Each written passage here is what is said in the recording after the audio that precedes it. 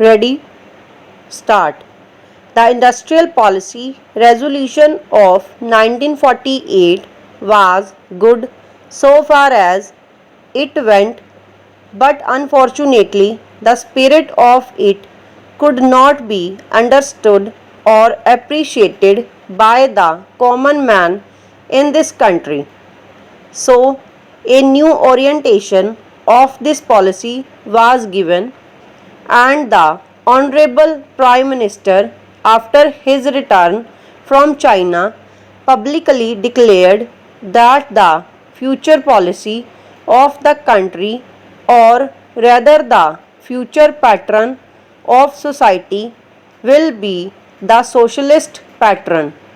That was further emphasized by the resolution passed at the Avdi session of the Congress and later reiterated by Shri Debhar, Congress and President of the Indian National Congress.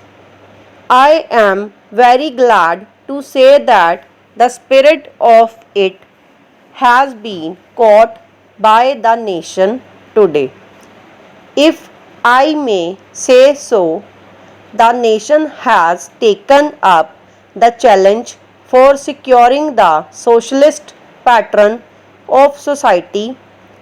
It behoves all sections, both inside this house as well as outside, without having mutual recriminations, to try and propagate in a sincere manner and establish the socialist pattern of society indicated by the statements of the great leaders of our country. It may be relevant and pertinent if I refer to a few sentences from the memorandum presented on the 4th June 1939 by our Prime Minister, who was the chairman of the All India Planning Committee, which came into existence when there was provincial autonomy in the provinces. On pages 39 and 40 of that report, he stated, "It is clear that the drawing up of a comprehensive national plan becomes clearly an academic exercise with no relation to reality unless the planning authority or those to whom it is responsible are in a position to get effect to the plan. If this authority is powerless or circumscribed or restricted and has limited activities, it cannot plan. An essential prerequisite for planning is thus complete freedom and independence for the country and removal of all outside control.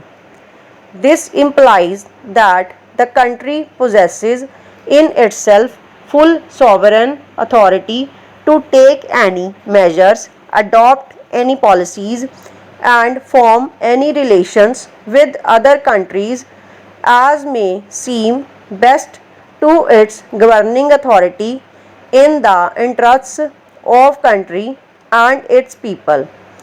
National independence is thus an indispensable preliminary for taking all the steps that might be found necessary for carrying out the 5-year plan in all its various aspects throughout the whole country.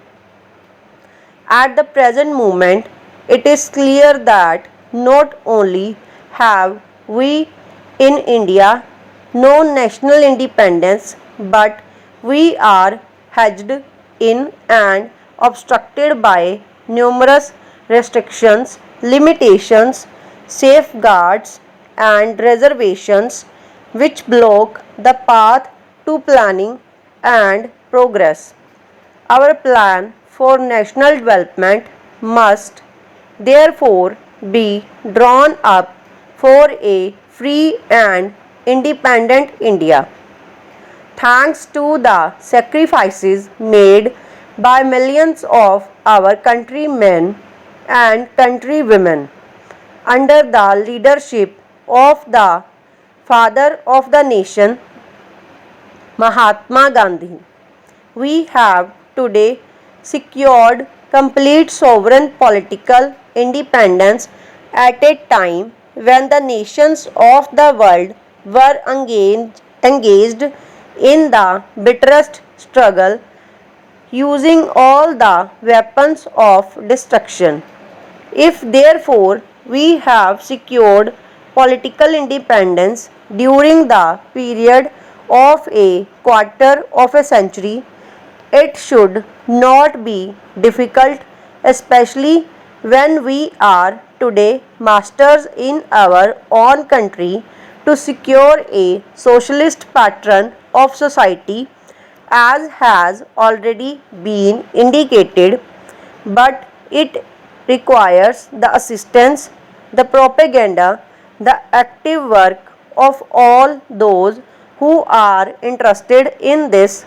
I am sure so long as my honorable friends, the minister, the deputy minister, and the other minister who represent the commerce and industry ministry can give us an insurance that the capitalist pattern would be avoided. Some of us who believe in a cent% socialist democracy give an undertaking that certainly totalitarian policy will not be introduced in this country, because we have believed all along during the fight that we have given to the British government when we secured political independence, that we shall try to maintain democracy undiluted and a socialist democracy at that. I am absolutely certain that in this country of ours, liberty of thought, liberty of speech, and liberty of action will be guaranteed to every citizen to express his views in the manner he pleases. I therefore assure my honorable friend that so long as we do not, in the garb of a socialist pattern, support a capitalist system, India will stand 100% for a socialist democracy. Now, luckily for us, the fundamental rights of the Constitution have declared that a citizen would be assured of many of the social amenities which will give reasonable comfort from the womb to the grave, but mere enunciation, as I have said many times, will not satisfy the common man unless the saying is put into effect. I am absolutely certain, therefore, that so long as there is a determination on the part of our countrymen, we will be in a position to secure a socialist pattern of society. It is not even possible to draw up a plan on any other basis. Stop over.